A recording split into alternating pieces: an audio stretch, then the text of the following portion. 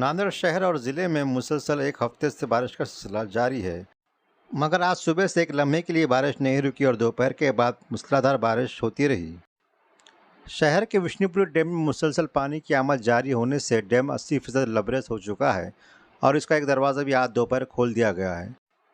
Dam کے ایک دروازے سے 13,313 کیوزکس پانی کی نکاسی گوداوری میں عمل میں آ رہی ہے۔ ڈیم میں چھوٹے تالابوں سے بھی پانی کی آمد مسلسل جاری ہونے سے گوداوری ندی کے کنارے آباد رہائشی بستیوں کو سیلابی پانی سے خطرہ لاحق ہو گیا ہے۔ ضلع انتظامیہ نے عوام سے اپیل کی ہے کہ وہ نشیبی علاقوں میں چوکنا رہیں۔ گوداوری ندی ناسک ضلع سے نکلتی ہے۔ ناسک میں گزشتہ 4 دنوں سے مسلسل موسلادھار بارش جاری ہے، جس سے گوداوری ندی میں سیلاب آ گیا ہے۔ کئی رہائشی بستیاں پانی میں ڈوب گئی ہیں، راستے بند ہو چکے ہیں اور نشیبی علاقوں میں بسنے والے لوگوں کو وہاں سے منتقل کیا جا رہا ہے۔